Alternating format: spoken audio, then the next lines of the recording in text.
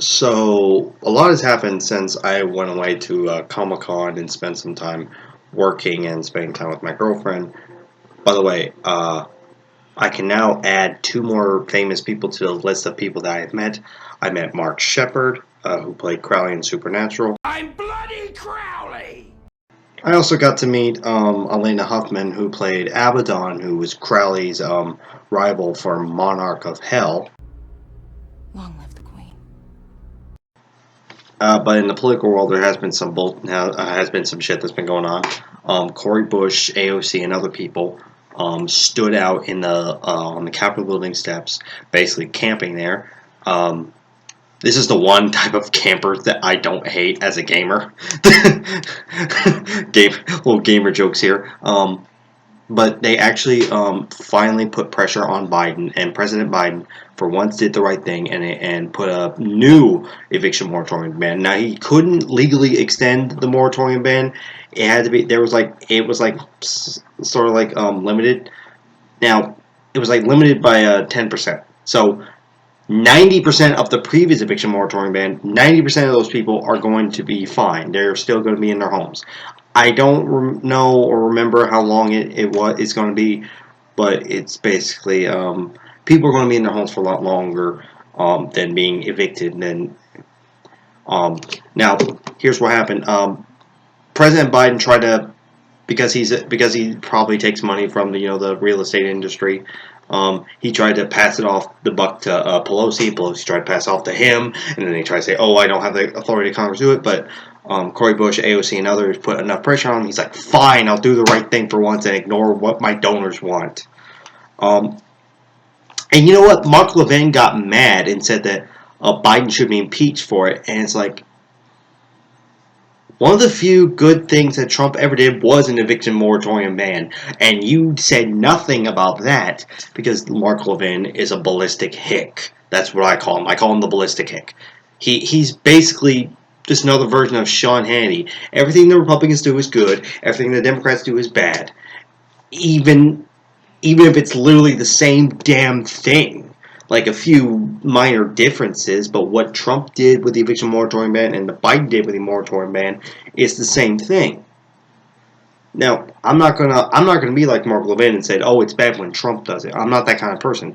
Like, I'll give Trump credit for recognizing Jerusalem, capital of Israel. Sorry to any pro-Palestine people. I am like pro-Palestine and pro-Israel. I'm just not one-sided on that thing. Like, I also give him credit for the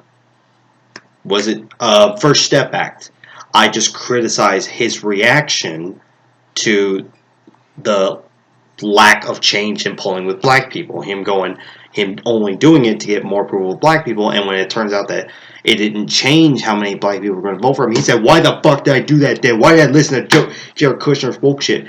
I only criticize him for doing that because it's sort of like you're only doing it for what's in it for me, and it turns out you wouldn't do this thing that was the right thing if there wasn't something in it for you. Because some people would simply do it because it's the right thing, you know. And also the eviction moratorium ban. And yes, I will give Trump credit for wanting, even if it was just like trying to get like, "Oh, I did a good thing as I was leaving," the wanting to go with $2,000 checks, even though Mitch McConnell blocked it and went to 6, because as much as Mitch McConnell is like a partisan hack, Mitch McConnell is a bitch to the corporations. He's corporate America's bitch. So 90% of the people, 90% of those people are going to be fine in their homes, and this is good because we're still in the pandemic, and the pandemic is getting worse because some people aren't wearing masks. I have to wear a mask at work now.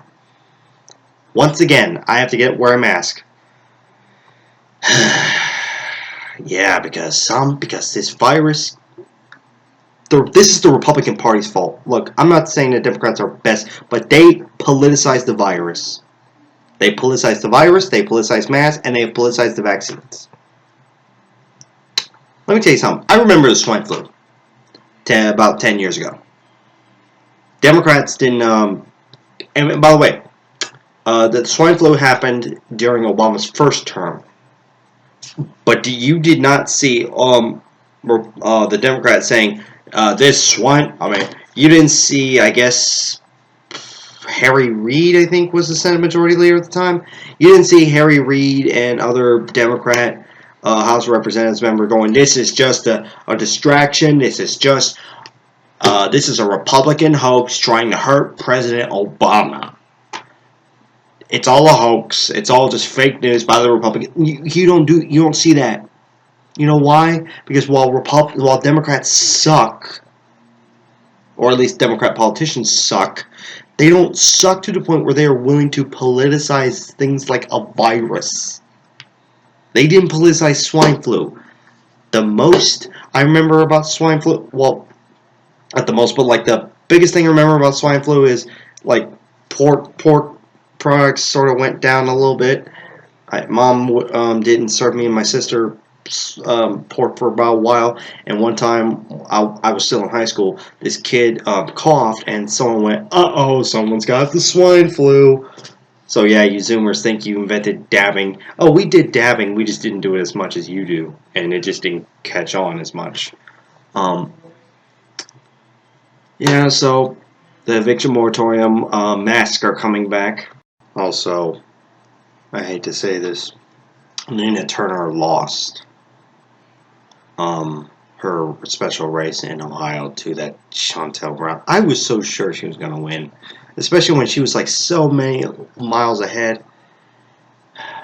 And now there was an announcement made about Nina Turner. I saved in my watch players list because I was at ComicCon at the time, so I'll have to watch it. I'm hoping maybe she's like going to challenge Chantel Brown next year, or maybe run for Senate because she is old enough for that. I'm not the trying to.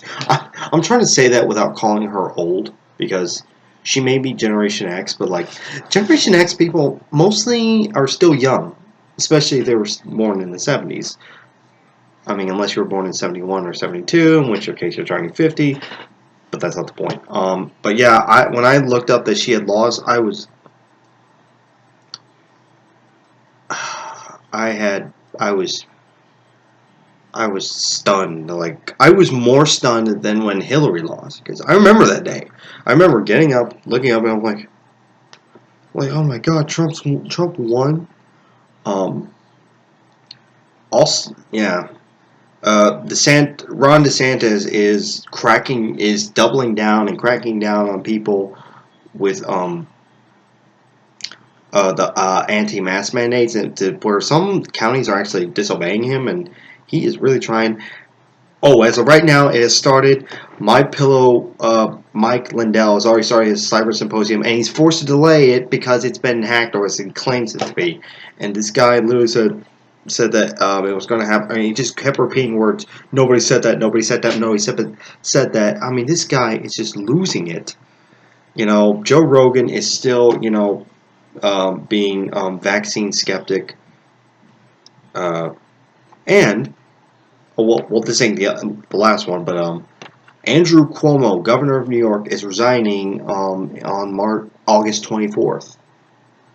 New York will have, with the lieutenant general assuming governorship, similar to how everyone knows, similar to how the president and vice president, the lieutenant governor assume office, and she will be the first female governor of New York. I think this is a good thing. And now he's trying to claim it. Now he's trying to like save face, like, "Oh, I'm doing this because I love New York." No, you're not. You were only resigning because you were told that there's enough votes for impeachment. Yeah. Yeah. If you knew that there were enough votes for impeachment, you'd be pulling a Trump. Because I do believe that Andrew Cuomo is basically the Democrat Italian American version of Trump. Other than Andrew Cuomo may have some good positions on things like gay marriage and weed. In fact, I think gay marriage and weed became legalized in New York under his watch. I mean, he's been governor for like 10 years. Like I graduated high school with him as governor of New York. Not my governor, but now it doesn't involve me but it does involve the party. But he tried to make it out like he loves New York. No, he's about as hard. I think he's sociopathic at most. I think, yeah, sociopathic, while Trump is a psychopath. And there is a difference. But yeah, it's good that he's resigning because everyone will look, because I think Farron Cousins correctly pointed out that Republicans will tie every single Democrat around this country to Andrew Cuomo, like, oh, he's the same party of Cuomo. Similar to how a lot of times they will tie like Raphael Warnock and John Ossoff, my state senators, to Pelosi, even though Pelosi's in the House and they're in the Senate.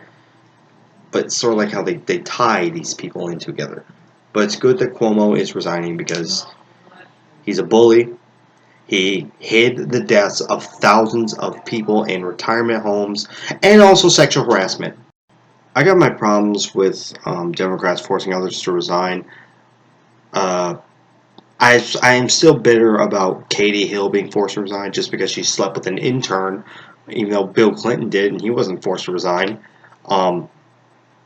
And the fact that, oh, some nude photos got leaked of her. Oh, you're right. Like, Mitch McConnell doesn't have some Polaroids in some woman's basement. A lot of these congressmen, they did the similar shit that she did. They just happened to do it in the pre-digital age. But this is one of those instances where the calls for resignation, which even was called for by President Biden, like he didn't like go hard on him like he should have, but he did say, yeah. This is what happens when you have a Shih Tzu. Yes, President Biden called for him to resign, and it's sort of like one of those things I just happen to agree with. Yes, this is good that Cuomo, because it's sort of similar in ways of Nixon. It's Nixon resigning, sort of like, yeah, he's probably not going to face prosecution because the rich and powerful are never held accountable. But it's good that person will no longer be in power, abusing people. Also, there was a Senate, a $3.5 trillion reconciliation bill was passed by the Senate, to which Trump was actually against because giving the Democrats any win is a fate worse than death. Like, he even said if Mitch McConnell was strong, he would have rejected it or given a better deal. Like, first he says, like, it's horrible for Americans, and then he says, like, it's a gift to Democrats. It's like, which is it, dude? Because he's just a whiny little crybaby throwing a tantrum.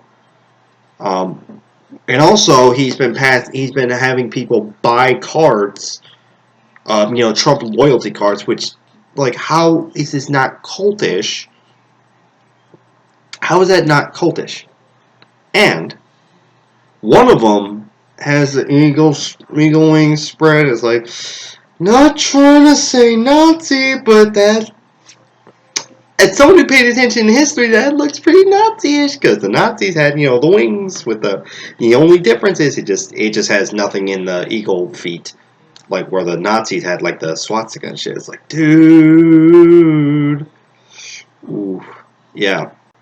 Also, I don't know if it was like this month. I think it was last month. The Texas Democrats, not in the U.S. Senate or House, but like in the state Senate, and state House, walked out of the legislature to stall a vote on very voter repression bill that would just basically just make it harder for people to vote. And that's what it is. It's voter suppression. Republicans can say, we're securing elections. No, you're not. You're securing your own victories, because we all know that when less people vote, you people win. And when more people vote, we win. There is nothing... It's not partisan to want people to vote. But it is partisan to strip people of their vote, because you know that you can't win without restricting the vote. And people are calling for their arrests. I think even either the lieutenant governor or the governor of Texas, Greg Abbott, and some people in the Senate. Even Ted Cruz, who is a senator of Texas, U.S. senator. So yeah, we're having that.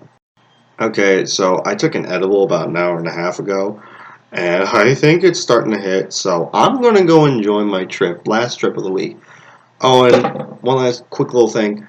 I saw this video that Shionhead did where she read Hate comments while high on 420. Now, obviously, I don't want to wait that long. I don't want to wait till April 2022 gets here. But if you want me to read some comments while high, because I got both hate comments and some comments that make you scratch your head like, what the fuck are you talking about? Like, I made this one meme video about I have an army, we have a Hulk, and this guy said, I don't want to be conforming to your society. And I'm like, bitch, what the fuck does that have to do with the video? I got some really weird comments, like, just like, what? So let me know if you want me to get stoned and read those comments. Oh god, it's starting to hit. Holy crap.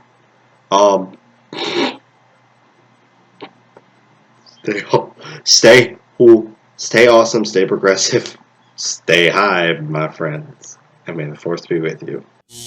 Oh my god, I have such a feeling of euphoria.